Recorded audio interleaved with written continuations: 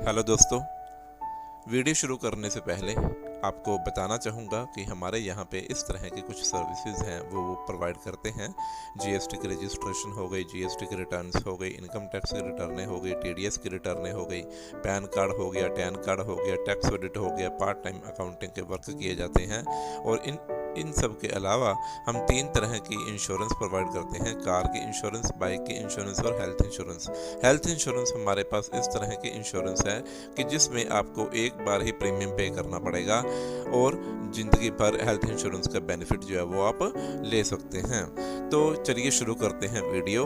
आज का हमारा सेशन है that is section 43B in income tax act 1961। देखिए, सेक्शन 43B क्या कहता है। सेक्शन 43B कुछ खर्चों के बारे में कहता है, कुछ एक्सपेंसेस के बारे में कहता है कि जो कि आपको अलाउड हैं लेकिन आपने पे नहीं किए, उसी साल में आपने पे नहीं किए फिर भी आपको अलाउड हैं। वो कौन से एक्सपेंसेस है? इट मीन्स क्या मतलब हो गया कि जैसे कि लीव विद वेजेस है।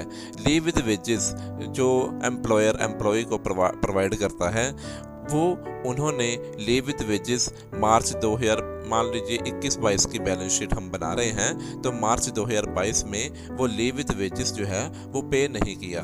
लेकिन रिटर्न जो सितंबर में जो रिटर्न फाइल करते हैं हम, अगर सितंबर से पहले पहले हमने उसको पे कर दिया तो हम रिटर्न में वो क्लेम कर सकते हैं बैलेंस शीट में। तो उसकी प्रोविज़न जो है वो मार्च में डाली जाएगी, तो पेमेंट जो है वो दिखाई जाएगी कि हमने रिटर्न फाइल होने से पहले पहले वो पे कर दिया है, तो हम उसको क्लेम कर सकते हैं। वो किस तरह के एक्सपेंसेस हैं वो हम आज डिस्कस करने वाले हैं आपसे।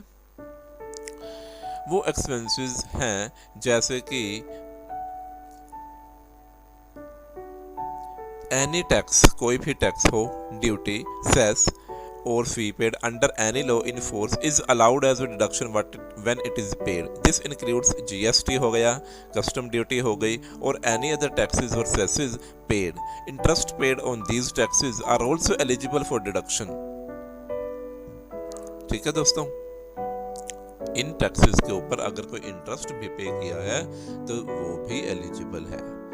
Second is contribution to any recognized employees fund, ठीक है, employees benefit fund, contribution by the employer to any employees benefit fund, namely PF fund, superannuation fund, gratuity fund, before the due date for depositing those funds or before the due date of filing income tax returns। ठीक है दोस्तों,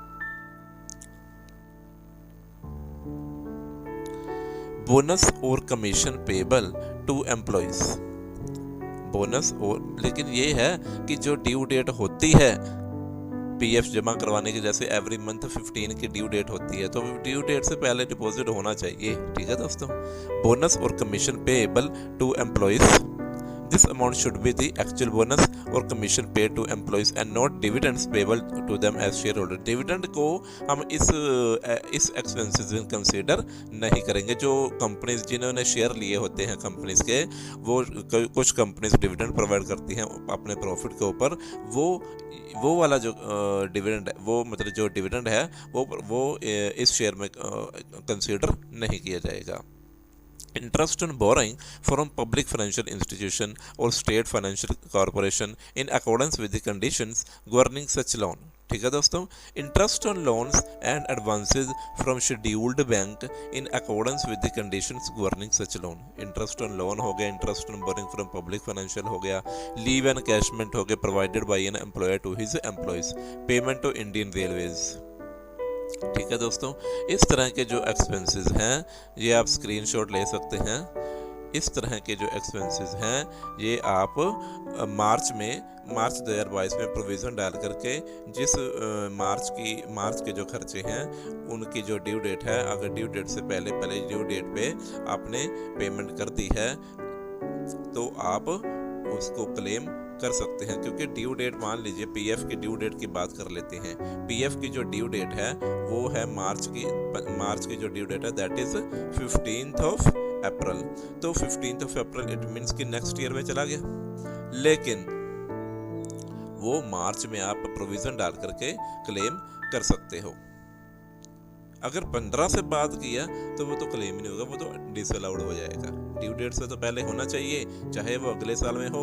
और return filing से अगर जो जैसे leave bonus हो गया, लीव विद वेजेस हो गया, ये रिटर्न फाइलिंग से पहले पे कर दीजिए एम्प्लॉयज़ को, ताकि उसका भी बेनिफिट आपको मिल सके इसी साल में। ठीक है दोस्तों, तो एक बार दोबारा कहना चाहूँगा, ये हमारे यहाँ पे सर्विस प्रोवाइड की जाती हैं। जिन्होंने भी इस तरह की कोई भी सर्विस लेनी हो, ये हमारे इन 2 नंबर पे कांटेक्ट कर सकते हैं।